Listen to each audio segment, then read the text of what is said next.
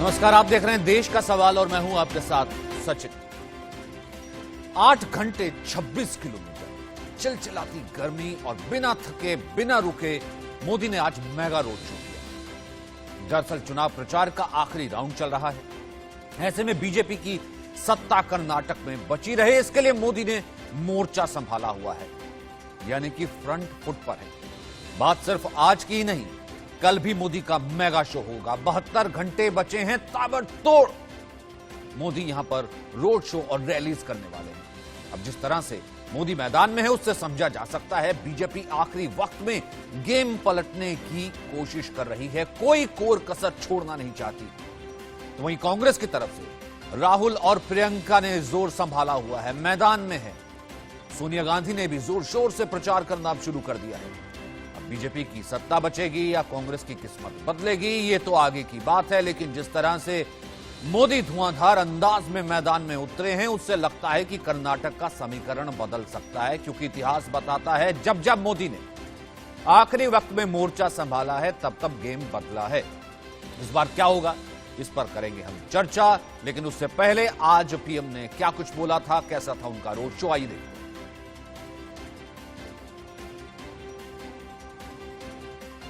2014 से पहले के 5 ईयर में सिर्फ 1.5 लाख मैट्रिक टन दाल एमएसपी पर खरीदी। हमारी सरकार ने इस खरीद को लगभग 100 टाइम्स बढ़ाया। कांग्रेस की सरकार ने दाल किसानों को 5 ईयर में 600 करोड़ रुपए एमएसपी के रूप में दिए थे। बीजेपी सरकार अभी तक 80,000 करोड़ रुपए दाल किसानों को एमएसपी के रूप में दे चुकी है। यहां कर्नाटका बीजेपी सरकार ने भी किसानों को करोड़ों रुपयों की मदद की। ऐसे ही प्रयासों के कारण बीते सालों में देश में दाल का उत्पादन कई गुना बढ़ा है और आयात कम हुआ है। पहले जो हजारों करोड़ रुपए विदेश जाते थे, वो अब कर्नाटका के और देश के किसानों को मिल रहे हैं। तो देश का रिपोर्ट कार्ड बता रहे हैं प्रधानमंत्री नरेंद्र मोदी, कह रहे हैं डबल इंजन की सरकार बनवाइए। वहीं दूसरी तरफ ये कह रहे हैं कि अगर डबल इंजन की सरकार बनेगी तभी कर्नाटक बनेगा नंबर 1 और केंद्र में हमने किया है ये काम, तभी है हम सरकार में, और 72 घंटे होगा और धुआंधार प्रचार। तो ऐसे में देश का सवाल, इन बड़े सवालों के साथ पीएम का धुआंधार प्रचार बीजेपी का करेगा बेड़ा पार। दूसरा बड़ा सवाल, क्या आखिरी वक्त में मोदी सारे समीकरण बदलेंगे? तीसरा बड़ा सवाल, राहुल प्रियंका की जोड़ी कांग्रेस की कराएगी सत्ता में वापसी? चौथा बड़ा सवाल, कर्नाटक में जीत हार 2024 में कितना असर डालेगी, कितना इंपॉर्टेंट है कर्नाटक? यहां से अंदाजा लगाया जा सकता है कि सभी ने यहां पर कमर कसी हुई है और हर कोई यहां पर मैदान में है। जो मेहमान हमारे साथ मौजूद हैं, उनसे आपका तारुफ करा देते हैं, इंट्रोडक्शन करा देते हैं। इस वक्त हमारे साथ मनोज यादव हैं, जो कि बीजेपी के प्रवक्ता हैं। हमारे साथ इस वक्त अजय उपाध्याय हैं, डॉक्टर अजय उपाध्याय, कांग्रेस के प्रवक्ता। बहुत बहुत स्वागत है डॉक्टर साहब आपका। हमारे साथ प्रेम कुमार भी नजर आ रहे हैं, जो कि राजनीतिक विश्लेषक हैं। हमारे साथ और भी मेहमान, हमारे एडिटोरियल डायरेक्टर आलोक मेहता भी हमारे साथ जुड़ेंगे। हमारे साथ जेपी, जो कि हमारे एग्जीक्यूटिव एडिटर हैं, जो कि लगातार बेंगलुरु कर्नाटक को कवर कर रहे हैं, वो भी जुड़ेंगे। लेकिन सबसे पहले मनोज, मैं आपका रुख करना चाहता हूं। 8 घंटे 26 किलोमीटर, इतनी गर्मी, फिर भी प्रधानमंत्री रुके नहीं, थके नहीं, लगातार चले रहे। तो मतलब प्रधानमंत्री ने ठाना है, क्या प्रधानमंत्री का यह प्रचार करेगा बीजेपी का बेड़ा पार दोबारा एक बार फिर से? देखिए सचिन जी, ये साफ साफ दिखाता है कि माननीय प्रधानमंत्री नरेंद्र मोदी जी की जो प्रतिबद्धता है जनता के लिए, जनार्दन के लिए, वो साफ साफ दिखती है। कितने संवेदनशील प्रधानमंत्री है, वो कार्यकर्ताओं के प्रेरणा स्रोत है, करोड़ों जनता के प्रेरणा स्रोत है, न केवल देश के अपितु पूरे विश्व के एक लोकप्रिय चेहरा है। और हमें गर्व होता है ऐसे प्रधानमंत्री हैं हमारे, जो लगातार प्रतिबद्धता के साथ में लगातार पार्ट टाइम पॉलिटिक्स नहीं करते हैं, जमीन पर खड़े होकर राजनीति करते हैं, पसीना बहाने वाले एक ऐसे हमारे कर्मठ कार्यकर्ता है, जो हमारे प्रेरणा स्रोत है।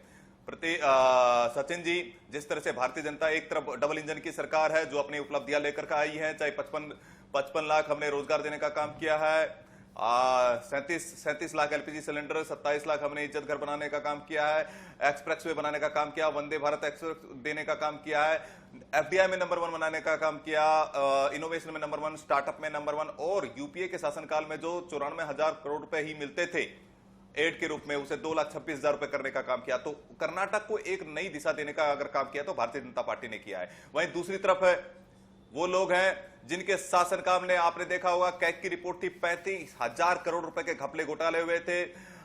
उनके शासनकाल में 400 करोड़ की माल प्रवाह कैनाल घोटाला, पुलिस भर्ती घोटाला, शिक्षक घोटाला, 100 करोड़ का स्लम डेवलपमेंट घोटाला, पावर कॉर्पोरेशन घोटाला।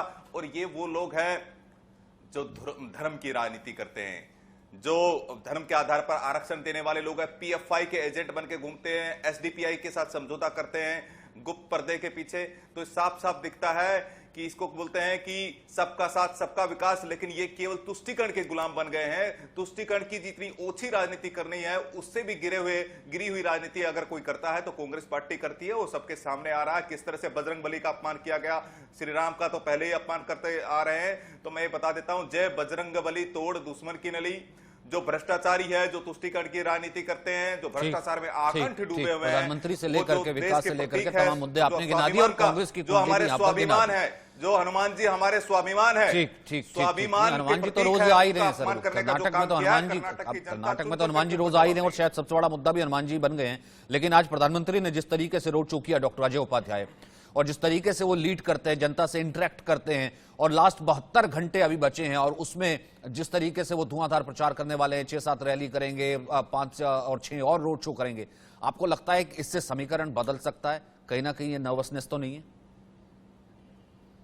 बहुत अच्छा कहा अंतिम वर्ड जो आपने दिया है सचिन भाई, कि कहीं ना कहीं ये नर्वसनेस है, समझ में आ रही है प्रधानमंत्री जी को। नहीं, मैं ये कह रहा था कहीं आपको इससे नर्वसनेस तो नहीं हो रही है? दक्षिण का नहीं ना, हमें क्यों होगी? प्रधानमंत्री जी और पूरी टीम को नर्वसनेस है। देखिए, मनोज भाई मेरे बहुत अच्छे मित्र हैं, विद्वान व्यक्ति हैं, लेकिन आज वो भी नर्वस हैं। कैसी कैसी भाषा बोल रहे हैं। मैं बोलता हूं कि प्रधानमंत्री जी जब आप आए हैं कर्नाटका में, क्या 40% की कोई बात की आपने?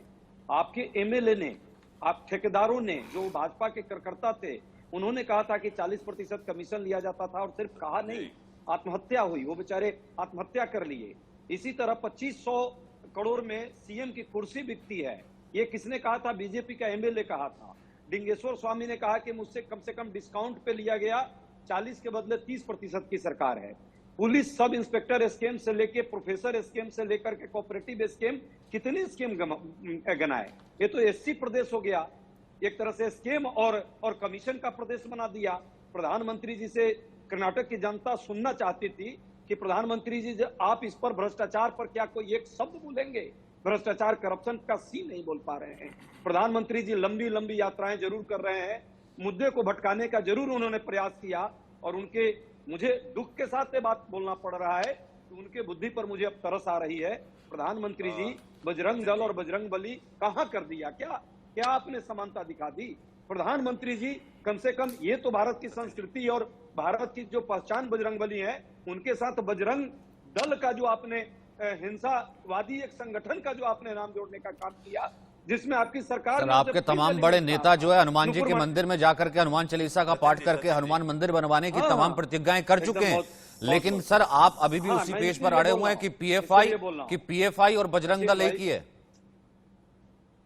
अब वो उसका जिक्र भी नहीं कर रहे हैं अपने रैलियों में। समाज में सचिन भाई बजरंग बली की याद आई है यदि प्रधानमंत्री जी को, तो इसलिए क्योंकि चुनाव के वक्त उनको समझ में आ गया कि कोई विकास का काम नहीं किया। अब मैं गिनाना चाहता हूं, कर्ज वहां ज्यादा बढ़ गया 3 साल के अंदर।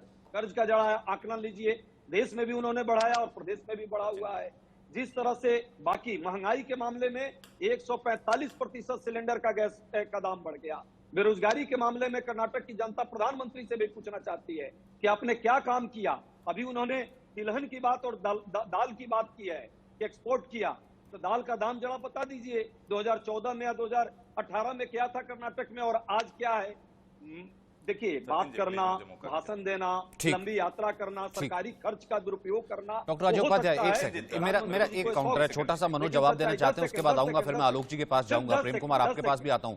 लेकिन मुझे एक 10 बात सेकंड। बताइए, जब इतने सारे 10 मुद्दे सेकंड। थे आपके पास, जी। कट मनी से लेकर, करप्शन से जी। लेकर के, विकास से लेकर जी। के, तमाम घोटालों से लेकर के, सर ये क्यों नहीं रैलीज में नजर आ रहे हैं? क्यों फिर चुनावी घोषणा पत्र में आपको पीएफआई और बजरंग दल को एक साथ रखना पड़ जाता है? क्यों यहां पर मुस्लिम तुष्टीकरण के लिए बनाया गया सचिन एक जी, वो डॉक्यूमेंट कहीं ना कहीं सचिन नजर जी, आने लगता है, फिर सचिन उसके बाद जी, वापस जो है हनुमान जी की मूर्ति सचिन बनवाने की जी, कस्में खाने लगती हैं? क्यों अब लास्ट चरण आते आते सचिन जी, खड़गे साहब को लगता है कि सचिन जी। पीएम मोदी के चहेते जो है मेरी हत्या करवा देंगे, मेरे परिवार की हत्या करवा देंगे? सर ये कहां गए सारे मुद्दे? जब इतने ही सारे मुद्दे थे तो उन सचिन मुद्दों पर ही जी, चुनाव लड़ जाते, फिर तो सचिन बहुत जी, आसानी से वापसी हो जाती। सचिन जी, बहुत अच्छा प्रश्न किया है। ये भाजपा जी। के लोगों को वो घोषणा पत्र नहीं दिख रहा है। भाजपा को सिर्फ वो एक वर्ड्स दिख रहा है जो पीएफ5 के बारे में और बजरंग दल के बारे में हमने लिखी। उसके अलावा जो घोषणा पत्र की इतनी लंबी फेरिस्त है, जिसमें हमने 5 वादे किए हैं, जिसमें इनके स्कीम को निरस्त करने का काम किया है, जिसमें हम घोटालों की सरकार को कहीं ना कहीं खत्म करके लोगों को विकास का देंगे, जिसमें हमने मान सम्मान कर्नाटक के लिए किया है, उन मुद्दों पर न मीडिया चर्चा कर पा रही है और न भाजपा के लोग कर रहे हैं, क्योंकि उनको यही सूट करता है। प्रधानमंत्री जी से मैं वादे के दावे के साथ कहता हूं, सचिन जब भी जी। वो भाषण दे रहे हैं, 5 सिर्फ लंबा बिंदु भाषण हो गया, बता दें कि कर्नाटका के विकास सर, के उन्होंने लिए बजरंग दल, फिर 3 क्योंकि साल बजरंग में दल किया। कोई एक टेररिस्ट काम ऑर्गेनाइजेशन तो है नहीं, उन्होंने इसलिए बजरंग दल के साथ बजरंग बजरंग दल बली याद जोड़ है। दिया। अब आप सचिन कहना कि जी, उस फेर में बजरंग फंस दल गए को जो है उसका जवाब बताइए देते ना, बन नहीं बजरंग रहा। दल। वहां पे भी नहीं, जो नहीं, नेता लोग हैं, आप जो सुनिए तमाम ना, जो है सुनिए मुद्दे ना, पीछे सुनिए ना। नजर आ रहे हैं, ये सर आप भी बहुत अच्छे से जानते हैं, क्योंकि एसडीपीआई भी मैदान में है, नहीं, नहीं, पीएफआई की सचिन सहयोगी जी, रह चुकी है, नहीं, उससे नहीं, पहले नहीं, नहीं, पीएफआई को सचिन। लेकर के क्या रुख था? यहाँ पर पीएफआई जो है इस वक्त बैन है, लेकिन सचिन जी, पीएफआई बैंड भ्रष्टाचार आतंकी एक का- संगठन के साथ बजरंग दल को रख जो देना कहीं ना कहीं मानव है। बैकलैश हुआ ना सर? और आप क्योंकि ये बजरंग बली का नाम ले गए, आप उसी खेल में फंस गए। सचिन जी, ऐसा कोई खेल नहीं है। भाजपा ये खेल बनाना चाहती है, लेकिन कर्नाटक के और देश के लोग जान रहे हैं। ठीक। इनके रैलियों में लोग नहीं आ रहे हैं और इन मुद्दों को बहुत पीछे छोड़ दिया है लोगों ने। हाँ, बजरंग बली हमारे सर्वमान्य हैं, सभी के हैं, भारत में नहीं विश्व के वो मान्य हैं, देवता है हमारे। उनके साथ जो राजनीति और सियासत करके इन लोगों ने बजरंग बली का जो नीचे करने का काम किया है, उनके लाखों उपासक इस देश में हैं और इस बात का दंड भी इनको मिलेगा। और बजरंग बली का मंदिर जो है 1500 से ज्यादा तोड़ा गया सचिन है। जी, प्लीज अभी कर्नाटक समय में। दीजिए मुझे, प्लीज। उसका भी लोग दंड देंगे। ठीक है, बहुत ठीक है, लंबा मनोज होगा। यादव छोटा सा रिबटल जो आप जवाब देना चाहते चाहते हैं, ठीक है मनोज यादव जो आप जवाब देना चाहते हैं छोटा सा, फिर उसके बाद आलोक जी आपके पास में आऊंगा। आपका जो फ्रेम जो है वो थोड़ा सा मैं जो है जी, ठीक हो सचिन जाए, जी, फिर मैं आपके मुझे पास आता थोड़ा हूं। मनोज समय आप दीजिए, जवाब थोड़ा दे समय दीजिए दीजिए, बहुत और लंबा थोड़ा हो सा गया पीएफएल उनका। बढ़ाइएगा, आवाज थोड़ी यहां कम है। जी मनोज। देखिए सचिन जी, ऐसा है कि जिस तरह से बड़ी बड़ी बातें कर रहे हैं अजय उपाध्याय जी, मैं पूछना चाहता हूं सोनिया गांधी जी को 4 साल बाद में आखिर क्यों उतारा है? ये बौखलाहट कांग्रेस पार्टी की दिखती है। और मैं पूछता हूं 300 करोड़ रुपए किसके किसके मिले थे? डी.सी. कुमार जी खुद बेल पर है और एटीएम बना दिया था सिद्धरामैया जी ने। लेकिन मैं पूछता हूं कि जो नमाज पढ़ने वाले लोग हैं, जो फादर को मानने वाले लोग हैं, उन्होंने 2007 के अंदर हल्फनामा देकर के राम के अस्तित्व को नकारा था। आज उनके परम भक्त हनुमान को अपमानित करने का काम किया है।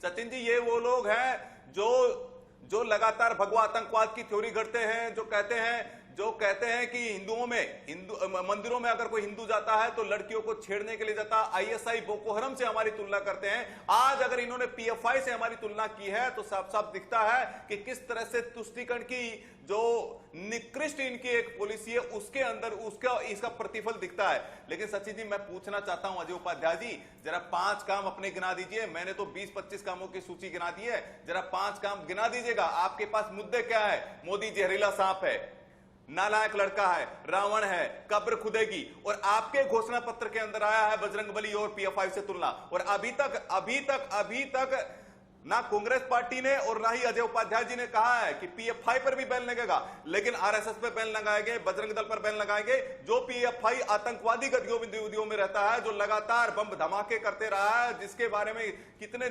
लंबी एक फहरिस्त है, अलकायदा से संबंध हो चाहे लश्कर ए तैयबा से संबंध हो, तो ये पीएफआई के एजेंट बनकर के काम करते हैं। मैं आपको एक और प्रसंग बताता हूं।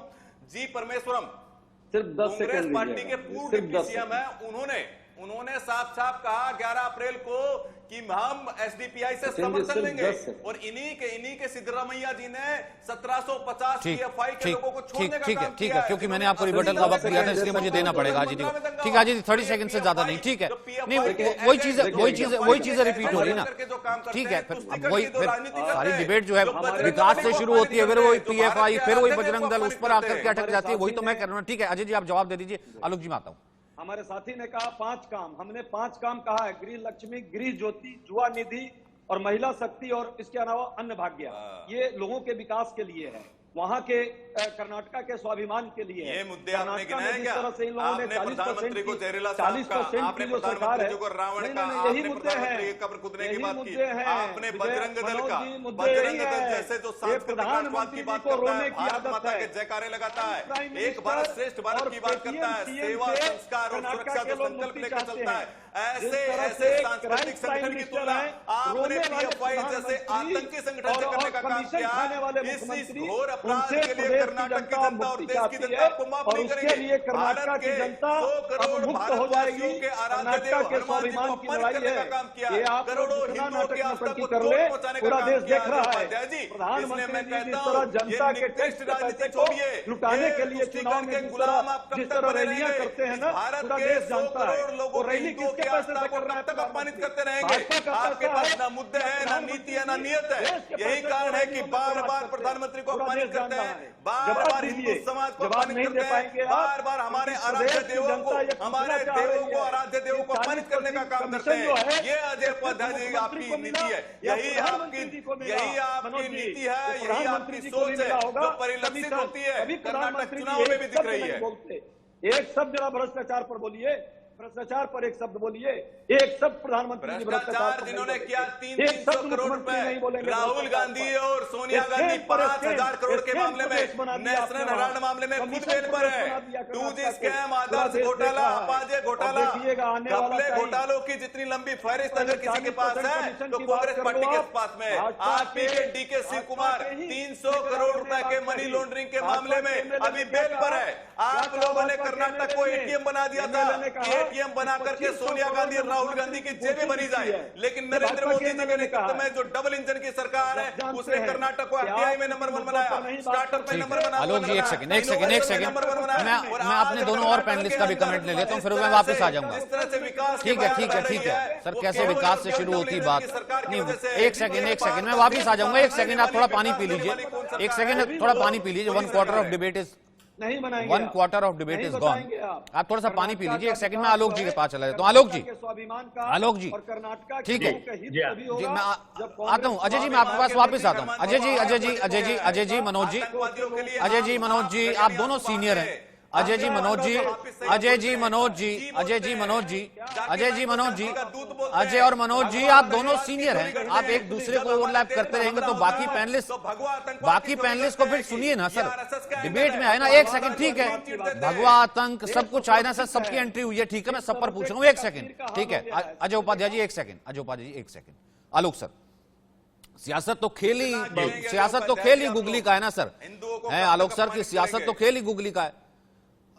ठीक है, जो लिखा वहां पर अपने मैनिफेस्टो में कि बजरंग दल और पीएफआई दोनों को समकक्ष रख दिया, बस वो गुगली जो है ऐसी लपकी और रही से ही कसर। वो 72 घंटे के प्रचार, 8 घंटे 26 किलोमीटर के रोड शो और प्रधानमंत्री ने अपने ऊपर किस तरीके से चुनाव ले लिया उसने पूरी कर दी। आप क्या कहते हैं, क्या लगता है कि ये गेम चेंजर हो रहा है?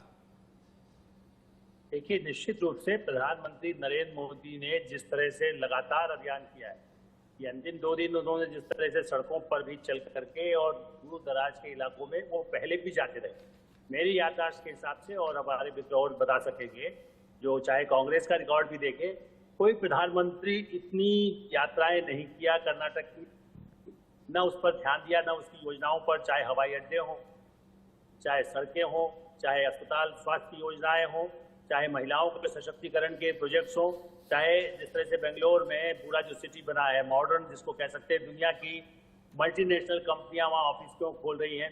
तो मुझे लगता है कि एक तरफ ये है, लेकिन एक बात मैं कहूँगा सचिन जी, प्रधानमंत्री के कंधों पर सब कुछ डालना, वहाँ के जो उम्मीदवार हैं, पर सबसे बड़ी बात यह है कि जो मुख्यमंत्री रहा, उनको उस पार्टी से एक तरह से वो खुद गए, निकाले गए, उनको टिकट नहीं मिला और उसके बाद उनको बाहर जाकर कांग्रेस ने तुरंत शरण दे दी। भ्रष्टाचार के यदि 40% के आरोप थे तो कम से कम जिन पर भ्रष्टाचार के गंभीरतम आरोप थे उनको एक दिन पहले, चुनाव से पहले अपने यहाँ लेना, क्योंकि वो उस पार्टी में भ्रष्ट थे, उनको नहीं कुछ फायदा हो रहा है तो यहाँ दे दिया गया। इसलिए मुझे लगता है कि ये हिपोक्रेसी है। और बजरंग दल का नाम लेने से, अभी कल ही हमारे एक बड़े कांग्रेस के जो राजीव गांधी के समय के थे, तो उनका नाम नहीं बताऊंगा, वो होकर क्या है 10 दिन, उनका कहना है कि सारा 10 दिन उन्होंने जो घूमा था वो एक इस शब्द से उन्होंने पूरा नुकसान कर दिया है। वो बहुत ही, और वो आर्मी में रह चुके हैं, मैं इतना भी संकेत देता हूँ, उनका कोई स्वार्थ नहीं है राजनीति में, उनको कोई पद नहीं मिला। वीरप्पा मोइली तो खुद करके कोट कर रहे हैं, बजरंग दल का नाम लेकर के अनावश्यक सांप्रदायिक बना करके, मैं आपको बता रहा हूं सर, वीरप्पा मोइली तो खुद करके कोट कर रहे हैं और तमाम और कांग्रेस के और बड़े नेता कह रहे हैं कि इसका तो विरोध हुआ था, कांग्रेस के भीतर विरोध हुआ था कि ऐसी गलती मत कीजिए कि वो आतंकी संगठन है, और आप यहां पर बजरंग दल एक धार्मिक संगठन को, हिंदू धार्मिक संगठन को आप समकक्ष रख रहे हैं। तो लेकिन जो है रखा, फिर उसके बाद वो कह रहे हैं कि तभी तो ये सारा खेल जो जिसका हम जिक्र कर रहे हैं कि ये चेंज हो गया। आलोक जी,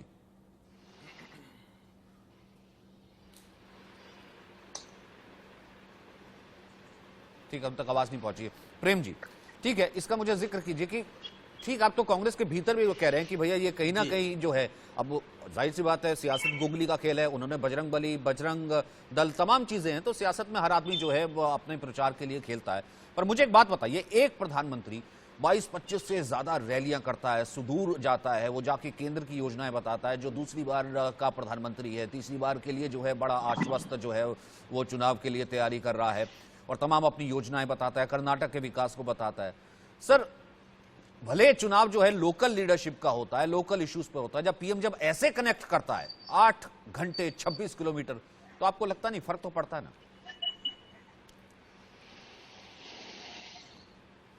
प्रेम कुमार जी। सचिन जी, जो बातें, जो पॉजिटिव साइड्स हैं वो तो देश के सामने है, और नरेंद्र मोदी जनता से कनेक्ट भी करते हैं और नैरेटिव्स भी गढ़ने में वो सफल रहते हैं, ऐसा देखा भी गया है और ऐसा पाया भी गया है।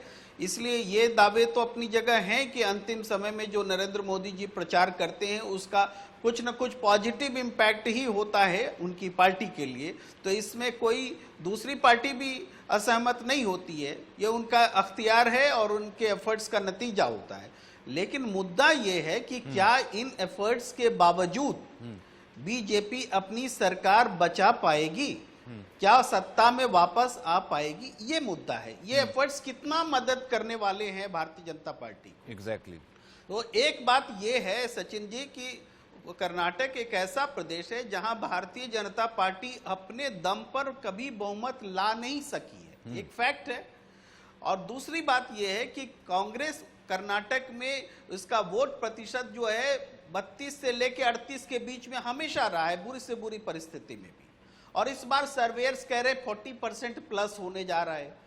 तो वो बिफोर मैनिफेस्टो था सर, हम जो देख रहे हैं वो ओपिनियंस कहीं ना कहीं आए थे, वो बिफोर मैनिफेस्टो थे प्रेम जी, वो बिफोर बजरंग बली था वैसे वो ओपिनियन पोल्स जो थे। हाँ, चलिए आपकी बात हम मान भी लेते हैं, हालांकि हमने बाद में भी देखे हैं जो सर्वे पर, मैं उस सर्वे पर नहीं जाता, मैं एक टेंटेटिवली बात कर रहा हूं कि कांग्रेस के वोट्स इतने कभी नहीं गिरे हैं।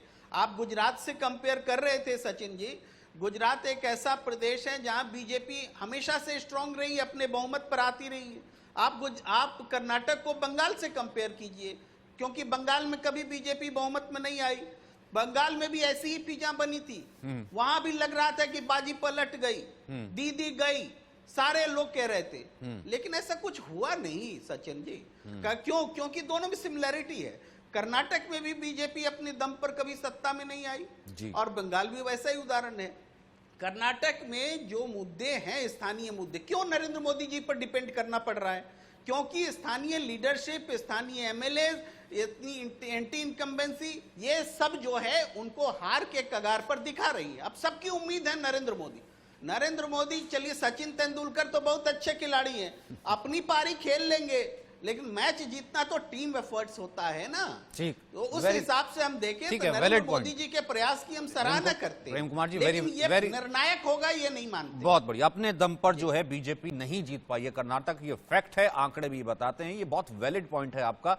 ठीक है, मनोज जी इससे इनका जवाब लेंगे, लेकिन उससे पहले मधुर हमारे साथ जुड़े हुए हैं, जो कि इस वक्त आज ग्राउंड पे थे, लगातार इस पूरी रोड शो को कवर कर रहे थे। मधु, क्या इस वक्त जनता का मूड आप पढ़ पा रहे हैं, क्या भांप पा रहे हैं? PM Modi lead from the front अपने चेहरे पर जो है पूरा चुनाव कहीं ना कहीं लेकर के जा रहे हैं। देखिए, जनता में बिल्कुल एक चीज की उत्सुकता थी जब उन्होंने प्रधानमंत्री नरेंद्र मोदी को देखा था। और ये जो चरण है अभी फाइनल स्टेज ऑफ, जो बोलते हैं ना, फाइनल स्टेज ऑफ कैंपेनिंग जो है अभी ये है, जिसके स्टार कैंपेनर प्रधानमंत्री नरेंद्र मोदी को चुना गया है। जो पहला स्टेप जब प्राइम मिनिस्टर जी ने लिया था तो हजारों की तादाद में लोगों ने एक साथ अपने हाथ उठा दिए थे, अपने मोबाइल फोन के उसके अंदर मोबाइल फोन में रिकॉर्ड करने लगे थे। तो हम लोगों ने कई सारे लोगों से बात भी की थी और समझने, मतलब कोशिश भी की पूछने की कि क्या इंपॉर्टेंस है भारतीय जनता पार्टी को ये इलेक्शंस जीतने की। तो उन्होंने बताया कि ये धर्म के रास्ते पर जाएगी, ये डेवलपमेंट के रास्ते पर जाएगी, प्रधानमंत्री जी की लीडरशिप इस बैंगलोर और कर्नाटक का फ्यूचर को डिसाइड करेगी, ऐसे बैंगलोर की जनता ने बताया। तो वही दूसरी ओर बैंगलोर की जनता ने ये बताया कि प्राइम मिनिस्टर जी को तो वैसे ही जिता सकते हैं, वो तो बाहुबली है, उनके आगे कोई ऑपोजिशन टिक नहीं सकता, ही इज जस्ट यूनानिमसली वो तो ऐसे ही जीत जाएंगे बगैर इलेक्शन के भी, ऐसे करके बताया। तो ये जो रैली थी इससे बहुत बड़ा इम्पैक्ट पड़ेगा कांग्रेस पार्टी के ऊपर, बिकॉज लाखों की तादाद में लोग आज एक पहला ये जो चरण है प्रधानमंत्री जी के रोड शो का, इसके अंदर आए। तो कल तो दूसरा चरण बाकी है। न जाने कल कितने लाख लोग वहां पर प्रधानमंत्री जी का इंतजार करेंगे, उनको देखने की चाह रखेंगे। और जो है व्हाइट फील्ड और दूसरे जो आईटी सेक्टर, आईटी कॉलोनीज जो है बैंगलोर के, वहां पे उनका कल प्राइम मिनिस्टर का रोड शो रहेगा। और यहाँ पे बैंगलोर के अंदर पर्टिकुलरली बीजेपी का अपना स्ट्रॉन्ग होल्ड बनाने की अपने में एक आवश्यकता है। और बैंगलोर एक इम्पोर्टेंट हब बन सकता है बीजेपी के लिए, अगर वो देश इस राष्ट्र में सत्ता देखना चाहती है। बिकॉज इतने सालों से कांग्रेस इस बैंगलोर की सीट पर राज कर रही थी, बट अभी ऐसा लगता है कि बीजेपी का स्ट्रॉन्ग होल्ड यहाँ पे बन सकता है। और जेडीएस के पार्टी के तो नामो निशान है, बिकॉज लास्ट टाइम उसके एक सीट मिली थी। कल जब बैंगलोर प्रधानमंत्री जी की रैली है बैंगलोर में, बैंगलोर साउथ लोकसभा कॉन्स्टिट्यूएंसीज में, वहां भी 1 से 1.5 घंटे के बीच में पूरे ऐसे इंतजाम किए गए थे कल्चरल आर्ट्स एंड जो भी मैंगलोर और नॉर्दर्न ईस्टर्न सदर्न कर्नाटका के जो एरिया है, वहाँ के ट्राइबल्स लोग आके वहाँ के ऑथेंटिसिटी वहाँ पे प्राइम मिनिस्टर जी को दिखा के, दर्शा के उनका आगमन करने के लिए और उनका स्वागत करने के लिए कि उनको बस ये इलेक्शन जिता दे करके ये लोग बोलते हैं यहाँ पे। और दूसरी तरफ लोग कांग्रेस पार्टी पे लांछन लगाते हुए बोलते हैं कि कांग्रेस पार्टी को शर्म आना चाहिए कि जब उन्होंने बजरंग दल का बैन कर दिया तो बजरंग बली जो हनुमान जी है उनके ऊपर ताला लगा दिया, उनको बंद कर दिया। दोनों एक ही बातें करके कांग्रेस पार्टी के ऊपर निंदा करते हुए कई सारे लोगों ने हमें बात की, हमसे गुफ्तगू करने की भी कोशिश की, हमने रिपोर्ट भी सबमिट किए थे। हालांकि कमेंट तो मैं वो जो अपने बलबूते वाले पर लेना चाह रहा था, लेकिन जो आपने बोला क्योंकि आप जनता के नर्व्स टटोल रहे हैं, लगातार ट्रैवल कर रहे हैं, सुदूर ट्रैवल कर रहे हैं, इस कारण से अजय जी रिपोर्टर है, लगातार ट्रैवल कर रहे हैं, लगातार ये पंचायत कर रहे हैं, लगातार लोगों से बात कर रहे हैं, कह रहे हैं कि अब लोगों के मुंह पर चढ़ गया है कि बजरंग बली पर ताला लगा दिया, बजरंग दल को जो है बैन कर देंगे आए तो। मधु जी कांग्रेस के जो कार्यक्रम है उसमें भी यदि जाते और वहां जब देखते प्रियंका गांधी जी, राहुल गांधी जी, सोनिया गांधी जी, खड़गे जी के जो कार्यक्रम चल रहे हैं, हर जगह बड़ी बड़ी रैलियां चल रही है, ये तो इवेंट मैनेजमेंट है जिसमें प्रधानमंत्री जी इवेंट मैनेजमेंट कर रहे हैं। लेकिन रियल में जो जनता आकर के क्या कह रही है, अब इनको लगता है शायद ये कंफ्यूज हो गए, अच्छे पत्रकार हैं लेकिन मजबूरी है इनकी भी, जहां गए और जो जिस तरह के लोग आए उन्हीं में से पूछेंगे। जरा बाकी रैलियों को भी कवर करके पूछिएगा कि वहां क्या कह रही है भाजपा के लिए लोग पत्रकार तो हर रैली में जाता है ना, कोई एक पार्टी एफिलेटेड, मैं पूछ लेता हूँ आज सोनिया जी मधु आपने की है ना, मधु आपने रैली, मधु आपने प्रियंका की रैली में, if I am not wrong Madhu, आप प्रियंका गांधी की रैली में थे, राहुल गांधी ने जो रैली की वो भी आपने कवर की है, आप लगातार जो आगे हैं कांग्रेस की रैलीज भी कवर कर रहे हैं, क्यों मधु? देखिए, मैं एक बात मधु जी का रिपोर्ट विश्वास कह सकता हूँ कि जो भी लोग, चाहे वो छोटा बच्चा क्यों ना हो, चाहे वो बूढ़ा आदमी क्यों ना हो, चाहे वो विकलांग क्यों ना हो, जो भी है वो अपनी इच्छा से प्रधानमंत्री की रैली में वहां पे आता है। कई सारे लोग छोटे बच्चे थे, बूढ़े थे, ये प्रधानमंत्री का भक्ति में लीन है बेचारे। हमारा वहाँ पे थे, मेरी तो बात सभी लोग अपनी इच्छा से आए थे। उनके अंदर जो एक्साइटमेंट था, हम लोगों ने कैमरे पे कैद किया था उस चीज को, वो एक्सप्रेशन कभी झूठ ठीक नहीं है, हो सकती। ठीक, हाँ, ठीक वो है। जो एक्सप्रेशन नहीं, जो ना मतलब जो देखा वो कह रहे कि मैं बयान कर रहा हूँ। ठीक है, एक सेकंड मधु, ये कांग्रेस, क्योंकि जो आपने देखा और जो आपने बोला, वो उसका रिएक्शन मैंने लिया था। डॉक्टर अजय उपाध्याय हमारे साथ कांग्रेस के प्रवक्ता है, लीडर है, ये एक सवाल पूछना चाह रहे हैं। कह रहे कि मैं मधु जो है सिर्फ एक ही रैली में गए होंगे, एक ही इवेंट कवर किया होगा, ये कुछ कहना चाह रहे हैं। एक बार सुन लीजिए, फिर उसके बाद मनोज यादव आपके पास आऊंगा। बोलिए। मधु जी, जो आपके पास जो बाकी लोग, जो बाकी आपके जो पत्रकार हैं जो कांग्रेस का रैली कवर कर रहे हैं, जरा उनसे भी पूछिएगा कि वहां किस तरह इमोशनली लोग आ रहे हैं। गांव का गरीब, गांव का किसान, गांव का मजदूर, आदिवासी समाज का लोग, दलित पिछड़ा वर्ग का लोग आकर के किस तरह खड़गे जी के रैलियों में अपना मान सम्मान दे रहा है, जिस तरह प्रियंका जी और राहुल जी के कार्यक्रमों में आ रहा है, बिन बुलाए वहां आ रहा है। यहाँ तो इवेंट मैनेजमेंट है, आप थोड़ा कंफ्यूजन में हैं और आपको भी हो सकता है समस्या हो कुछ चीजों की। लेकिन एक चीज याद रखिए, पीएम जी के रैली के बावजूद वहां धार्मिक ध्रुवीकरण की राजनीति और बंटवारे की राजनीति की हार होने जा रही है। ये पीएम की हार मानी जाएगी। झूठ और षड्यंत्र और साजिश की हार होगी। ये भी प्रधानमंत्री और मुख्यमंत्री की हार होगी। ठीक है मधु, ठीक है। इससे पहले मैं थैंक यू करूं मधु, उस पर कोई कमेंट करना चाहते हैं, फिर मैं मनोज यादव के पास आता हूं। जो प्रधानमंत्री जी रो करके लोगों के बीच आ रहे हैं। ठीक। तीसरी बात, आलोक मेहता जी ने एक बात रखी है। सचिन जी 10 सेकंड दे दीजिए। बोलिए। बजरंग दल कोई हिंदू धार्मिक संगठन नहीं है, ये फ्रिंज एलिमेंट है, भाजपा का आरएसएस का संगठन है। पूरा देश जानता है हिंदू संगठन और धार्मिक संगठन होना और भाजपा का कोई विंग होना, दोनों में अंतर है। सबने ये देखा है, मतलब कैसे वहां पे पीएफआई और बजरंग दल में कोई अंतर नहीं। आप अभी भी उसी पृष्ठ पर कायम है। दोनों का काम, आप अभी उसी पृष्ठ पर कायम है कि पीएफआई और बजरंग दल में कोई अंतर नहीं है, धार्मिक संगठन नहीं है। सचिन जी सुन लीजिए, दोनों का काम है धार्मिक सौहार्द, देश में जो समाज समरसता है उसको विघ्न डालना, उसको खत्म करना और हिंसा फैलाना और समाज में बंटवारा करना। कभी भी हनुमान जी और राम जी का ये चरित्र, उनका आदर्श और उनके विचार नहीं रहे। हनुमान जी वीरता के प्रतीक हैं, कायरता के प्रतीक बजरंग दल है। हनुमान जी विनम्रता के प्रतीक हैं और कायरता का प्रतीक बजरंग दल है।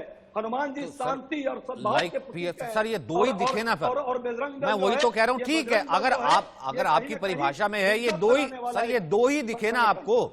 सर इस पूरे भारत में, इस पूरे कर्नाटक में दो ही दिखे आपको, जो यहाँ पर कायरता के प्रतीक है, यहाँ पर शांति के अगेंस्ट है, जो है सब कुछ है वो कट्टर है। दो ही दिखे, एक पीएफआई दिखा, एक बजरंग दल दिखा। अच्छा मैं दोबारा आपको मौका देता हूँ, आप 2 मिनट सिर्फ आप बोलिए, मैं आपको दोबारा मौका देता हूँ, क्योंकि वो मौका लपक लेंगे, फिर मेरे को जाना पड़ेगा वहां मनोज यादव के पास रिबटल के लिए। मैं दोबारा मौका देता हूँ 2 मिनट के लिए मुझे ये बता दीजिए, बजरंग दल और पीएफआई, क्योंकि आप दोबारा वही बात कह रहे हैं, बजरंग दल और पीएफआई एक कैसे?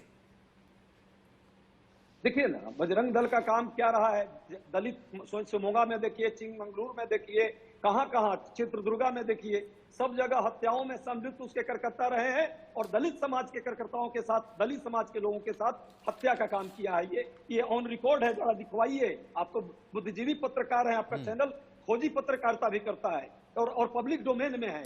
यही काम पीएफआई भी करती रही है, समाज में बंटवारे का काम करती रही है, धार्मिक कट्टरता का काम करती रही है। तो ये आरोप आप लगाते रहे ना सर, तथ्य किधर है? सर एक तरफ दूसरा संगठन है जिसके लश्कर से लिंक है, एक तरफ दूसरा संगठन है जिसके जैश से लिंक है, एक तरफ दूसरा संगठन है जो यहाँ पर गजवा हिंद लाना चाहता है, एक तरफ दूसरा संगठन है जो यहाँ पर हथियारों को ट्रेनिंग दे रहा है, एक तरफ दूसरा संगठन है जिसने चैनल खोल करके रखा है कि हम यहाँ पर जो है मुस्लिम राष्ट्र बना देंगे, गजवा हिंद कर देंगे। तो आप ये कह रहे हैं कि दूसरी तरफ इन पर ये आरोप है, तो वो पीएफआई हो गया। क्या आप बजरंग दल के सदस्य बनना चाहेंगे? क्या आप बजरंग दल के विचारधारा को मानने वाले हैं? सचिन जी, क्या आप बजरंग दल के सदस्य बनना चाहेंगे? यदि बनना चाहेंगे तो मनोज यादव से मेरी छोड़िए ना सर, मेरी छोड़िए ना सर, मेरी छोड़िए, ठीक है मनोज यादव।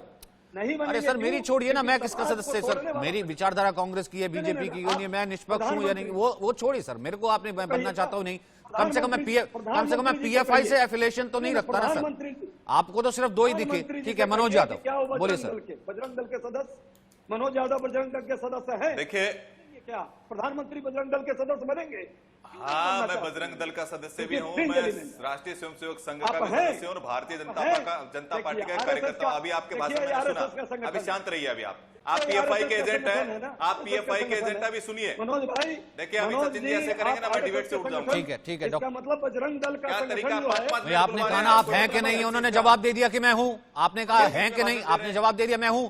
अब वो पीएफआई के आतंकी हो हाँ, गए। मुझे बोलने मतलब देंगे कि नहीं सचिन अब जी? बकौल अगर मैं बकौल जो है, हो गया ना? अगर बकौल अब मैनिफेस्टो क्लियर हो गया देखूं ना? तो वो पीएफआई के आतंकी हो गए ना। ठीक है, मनोज यादव जवाब दीजिए, डिफेंड कीजिए। अब आप पीएफआई के आतंकी हो गए क्योंकि आप बजरंग दल के मेंबर हैं। ये आए तो बैन कर देंगे, जैसे कि पीएफआई को किया था, वो आतंकी संगठन है। वैसे ही बजरंग दल, आप भी सदस्य हैं, आप भी आतंकी हो गए। बोलिए। सचिन जी एक क्वेश्चन ले नहीं लीजिए। नहीं हो गया सर, हो गया ऐसा है एक कि सेकंड, हो गया PFI हो को गया तो बैन क्लियर हो हमने- गया। हो गया सर, हो गया क्लियर एक सेकंड। नहीं नहीं हो गया, तरीका बाकी है, पैनलिस्ट लिए बजरंग नहीं हो गया सर, दल हो गया के नहीं सदस्य- हो गया सर, PFI अकेले आपके लिए नहीं ना, हो गया मनोज यादव। पीएफआई के जो यहाँ आतंकी एजेंट बैठे हुए हैं, मैं उनसे क्या मनोज जी?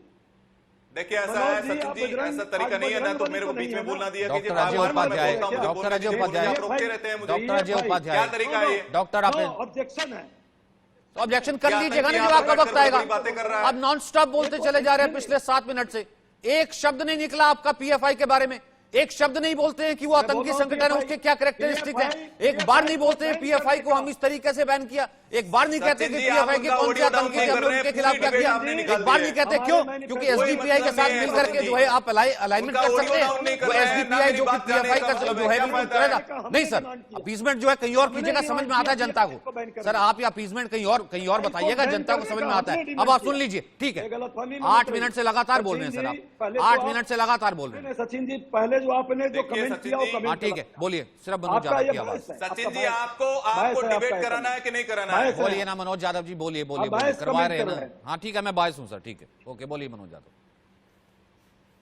देखिए ऐसा है, जो पीएफआई के एजेंट बन के घूमते हैं, जो आतंकी संगठनों के सरगना है, जो लगातार आतंकी संगठनों के तलवे चाटते हैं, उनको तलवे चाटने दीजिए। लेकिन मैं कहता हूं कि इतने सालों तक आपकी सरकार रही, आपने 1992 में बजरंग दल पे आपने प्रतिबंध लगाने का काम किया, और जब ट्रिब्यूनल के पास मामला गया तो उन्होंने कहा कि ये संगठन सांस्कृतिक राष्ट्रवाद की बात करता है, ये एकता अखंडता की बात करता है, इस पर प्रतिबंध नहीं लगा सकते हैं, तो प्रतिबंध खारिज हो गया, आपको याद होना चाहिए। लेकिन पीएफआई के ऊपर बाकायदा ट्रिब्यूनल बैठा और ट्रिब्यूनल ने कहा हाँ ये आतंकी संगठन है, हाँ इसके संबंध है, ये संबंध होने के कारण ही इनको आतंकी संगठन घोषित किया गया और इस पर बैन लगाया गया। और आपकी हिम्मत नहीं थी, ये कायर आप है, डरपोक आप है, जो आतंकवादियों के सामने तलवे चाटते हैं, जो पीएफआई जैसे संगठनों, एसडीपीआई के तलवे चाटते हैं, लगातार हाफिज सईद जैसे आतंकवादियों को जी बोलते हैं, जाकिर नाइक को शांति का दूत बोलते हैं। ये आप अजय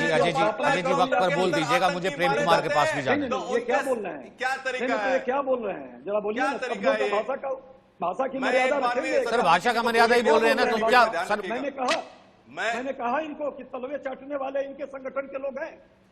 नहीं, जब मेरे संगठन को क्या गाली दे रहे हो आप? जो सांस्कृतिक राष्ट्रवाद की बात करता है, ये पीएफआई के आतंकी यहाँ पर बैठ करके बड़ी बड़ी बातें कर रहे हैं, जो आतंकवादियों को, जो सरगनाओं के तलवे चाटते हैं। अजय उपाध्याय, सोनिया गांधी और राहुल गांधी और प्रियंका वाड्रा आतंकवादियों के तलवे चाटते हैं और तुष्टिकरण की राजनीति करते हैं, पीएफआई के तलवे चाटते हैं, एसडीपीआई के तलवे चाटते हैं, जो देश के अंदर दंगे फैलाने का काम करते हैं। 2011 का बंबई दंगा, 2012 का पुणे, 2013 हैदराबाद, 2012 में आसाम के अंदर दिल्ली दंगा, ये 80 दंगे कराने वाले संगठन के पैरोकार बनते हैं। ये है, ये कांग्रेस पार्टी का चाल, चेहरा और चरित्र है। बजरंग दल के संगठन, वोट बजरंग बैंक दल के के कारण सदस्य हो। केवल और देखिए, केवल वोट ये बैंक के चेहरा लिए बजरंग ये दल का गिरी चेहरा। हुई और घृणित ये राजनीति बजरंग करते हैं दल कि का चेहरा आतंकी देखिए। संगठनों के तलवे यही चाटने है का काम बजरंग करते दल का हैं। चेहरा। और अजय उपाध्याय यही है जैसे बजरंग लोग, दल का चेहरा। कांग्रेस पार्टी के सोनिया गांधी हो, मनोज मल्लिकार्जुन यादव का खड़गे चेहरा, हो, बजरंग इनके दल पास का यही चेहरा। मुद्दे हैं, यही मुद्दे हैं कि आतंकवादियों के बजरंग दल तलवे का चाटे, हिंसा और ये का चेहरा। आतंकवादियों के तलवे बजरंग चाटते दल थे, की चाटते और भाषा। चाटते रहेंगे। यही कारण है कि 26/11 को ये जब हमला होता ये है सोच, तो पाकिस्तान को ये क्लीन चिट मानसिक देते हैं बुद्धि और आरएसएस को बदनाम करने का काम करते हैं। लेकिन मैं बता देता हूं, हिंदुत्व हमारी रगों के अंदर है। ये हमारे बजरंग मान दल का सम्मान, ये हमारी चेहरा सांस्कृतिक देखिए, धरोहर का अगर अपमान मनोज करने का यादव प्रयास यही है करेंगे बजरंग तो ये दल का 100 करोड़ यही जनता आपको कभी माफ नहीं करने वाली है। सांस्कृतिक और सुन लीजिए, ये अजय उपाध्याय कान सांस्कृतिक खोल समाज करके के झूठे- आप लोग राम झूठे को अपमानित करते तरह आज हनुमान जी को अपमानित करने का काम कर रहे हैं। एक ऐसा संगठन जो लगातार सेवा, संस्कार और समर्पण के साथ देश के हित में लगा रहता है, जो ब्लड डोनेशन करता है, और ये लोग रक्त रंजित करने वाले लोग पीएफआई के एजेंट, पीएफआई जो पूरे कर्नाटक का कम से कम 6-7 राज्यों के अंदर लगातार लहूलुहान करती है, दंगे कराती है, उसको आप सर पे बैठाते हैं।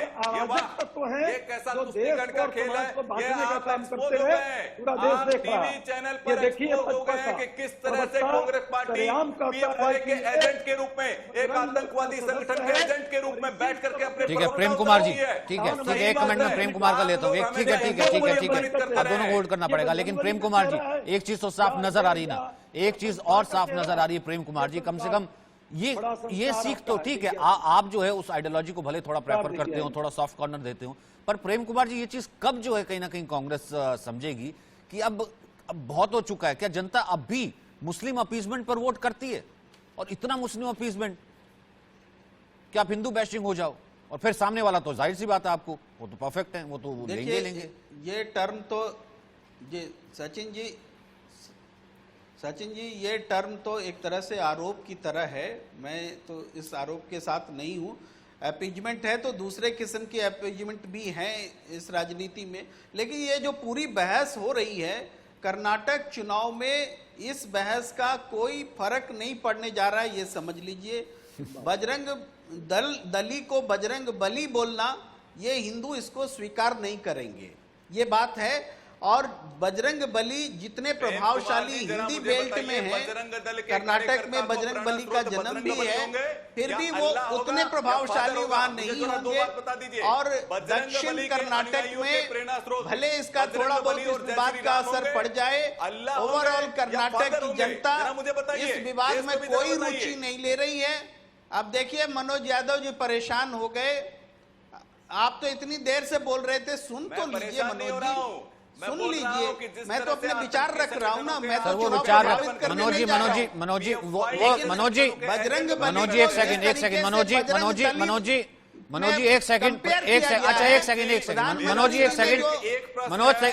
एक सेकंड प्रेम कुमार जी आपके लिए मेरे लिए काफी आसान कर रहे हैं डिबेट को।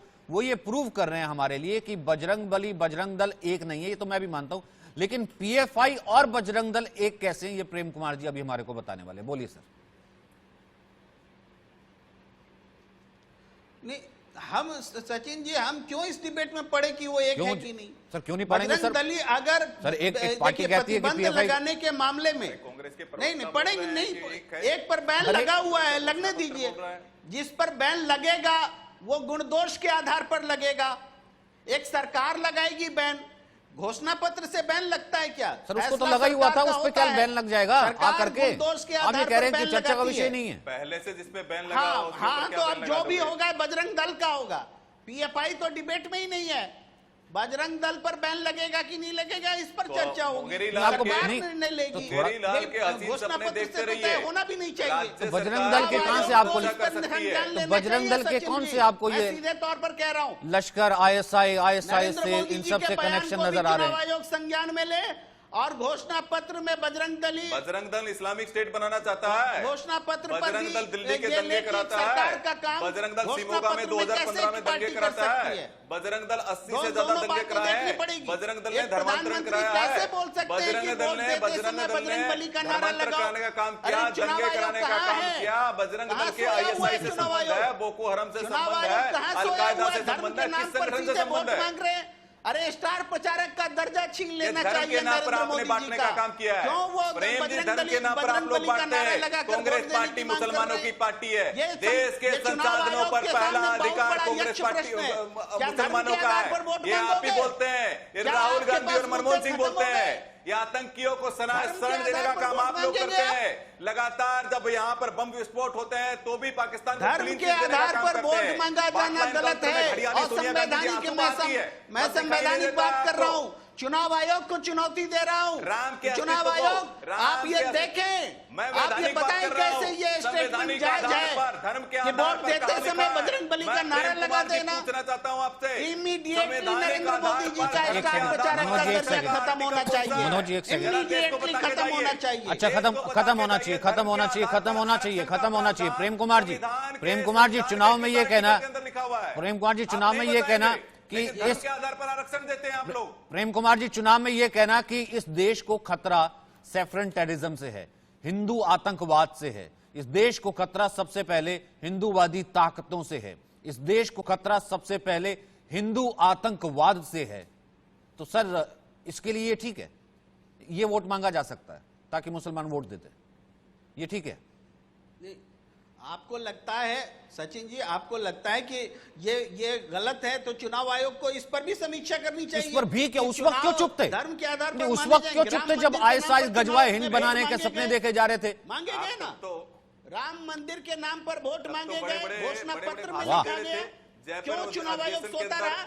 पी क्यों? चिदंबरम, दिग्विजय तो सिंह, ये सारी चीजें पूरी चुनाव आयोग सुशील का कुमार काम सिंधे है। एक लंबी क्या फौज बजरंग उतार बली रखी का थी। नारा लगा करके वोट आतंकी देंगे हमले लोग? हो रहे हैं ये क्या कर पाकिस्तान रहे के हैं द्वारा आप उसकी और हिमायत आरोप कर रहे लगाया हैं? जा रहा है आप RSS ये पर। प्रश्न क्यों नहीं पूछते सचिन जी?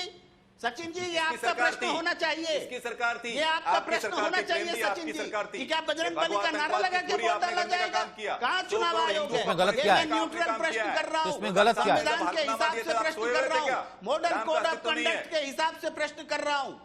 तो ये थोड़ा ना कहा कि बजरंग बली के लिए वोट मॉडर्न दीजिए। कोड ऑफ कंडक्ट सर के उन्होंने हिसाब जय से ये बजरंग बली प्रश्न कह दिया, है। आप भी कहिए जय बजरंग बली, उसमें जय बजरंग बली कहना अपराध हो गया क्या? बजरंग बली का नारा लगाकर वोट देने की बात आप अरे इसकी कहीं नहीं, हिमायत वोट करते देने की हैं? बात थोड़ी ना, जय बजरंग बली सचिन कहना, जी, तो ये जय बजरंग बली कहना, जय श्री राम कहना, जय श्री राम का उद्घोष तो संविधान के हिसाब से अपराध है। कोई अल्लाह अल्लाह कोड करेगा मॉडर्न क्या? कोड ऑफ मैं कंडक्ट जय का श्री राम का उल्लंघन नारा है। लगाऊंगा। अरे, हिंदुस्तान में मॉडर्न रह कोड ऑफ करके कंडक्ट का मैं अगर उल्लंघन सर है। मॉडल कोड ऑफ समझिए। कंडक्ट का उल्लंघन तो तब होता है जब बजरंग बली के नाम पर कहते हैं कि आप वोट डाल दो। फैलाना चाहते हैं? आप धर्म की चीजों को लेके वोट मांगने जा रहे हैं, चुनाव हार रहे हैं तो क्या आप ये करेंगे? धर्म के आधार चुनाव पर हार रहे हैं जब तो चुनाव क्या आप आता है तो बजरंग बली के जनेऊ नाम आप पर धारण वोट कर लेते मांगेंगे? हैं। जब चुनाव आता है तो जनेऊ आप धारण कर लेते हैं। जब चुनाव आता है तो इस तरह के सिफुके आप छोड़ते अरे हैं। आप गलत तुष्टिकरण कर रहे की हैं, वो राजनीति आप देखिए। करते हैं, बाटोर राज दूसरों की के राजनीति बारे आप में करते बोलने हैं। से पहले मंदिर अपने मंदिर बारे आप में जाते देखिए। हैं। छदम बजरंग बली के नाम पर आप कालनेमी वोट का मांग रूप रहे आप हैं। धारण करके बैठते ईश्वर हैं। आपको माफ ये करेगा कालनेमी क्या? का रूप आप धारण करके ईश्वर बैठते आपको हैं माफ केवल करेगा चुनाव क्या? के समय। बजरंग बली और आपको हमारे माफ करेंगे रोम क्या? में हमारे बजरंग बलियों को रोम में बजरंग राम बली बसे से हुए जोड़ हैं, दिया। लेकिन आपके बजरंग बली रोम आपको में माफ इडली बसी करेंगे हुई क्या? है। ठीक है सर, आपके ठीक है रोम सर, में ठीक है सवाल सर, है। पीएफआई जायज है, इसके रोम में पीएफआई मेरा जायज है, बजरंग बजरंग बली का बली नारा को लग जाए तो नहीं, यहाँ पर जो चुनाव है के बहुत लिए हो जाता है। वोट ठीक है, के मुझे लिए। मुझे एक वोट के सेकंड लिए रुक करना है। आपने प्रधानमंत्री बजरंग एक और बली को रैली, बेच दिया। प्रधानमंत्री ठीक है आप कह रहे हैं कि फर्क नहीं पड़ेगा, ठीक है प्रधानमंत्री एक और जो है रैली, अभी हमने देखा था 8 घंटे का रोड शो किया था, प्रधानमंत्री एक और रैली को संबोधित कर रहे हैं। रिश्वत लेनी पड़ती थी, कमीशन देना पड़ता था। आज बीजेपी सरकार खुद सभी लाभार्थियों के पास जा रही है। हम हर एक लाभार्थी तक पहुंच रहे हैं ताकि कोई छूटे नहीं, कोई वंचित ना रहे। और मैं तो साफ मानता हूं, गरीब का कल्याण यही सच्चा सामाजिक न्याय है, सोशल जस्टिस है। यही तो असली सेक्युलरिज्म है, क्योंकि गरीबी न पंथ देखती है, न जाति देखती है, न गांव देखती है, न शहर देती है। और इसलिए गरीब का कल्याण का काम, लाभार्थी के साथ कोई भेदभाव नहीं होता। सबका साथ, सबका विकास, यही मंत्र आगे बढ़ता है। सहोदर सहोदरियर है, हावेरी जिले में भक्त कनकदास जी की जन्मस्थली है। सैकड़ों वर्षों से उनके द्वारा रचे गए साहित्य को कर्नाटका के हर कोने में पढ़ा और गाया जा रहा है। भक्ति के अलावा कनकदास सामाजिक सद्भावना और भाईचारे के विचारों के लिए भी जाने जाते हैं। चलिए, जनता तो जनार्दन है, कुछ ही देर का वक्त रह गया और जनता ने ही वोट करना, जनता ने ही बताना है कि कर्नाटक में कौन आ रहा है, बीजेपी वापस रहती या कांग्रेस यहां पर सत्ता में वापसी करती। बहुत बहुत शुक्रिया आप सभी का मेरे साथ बने रहने के लिए। देश का सवाल में आज इतना ही।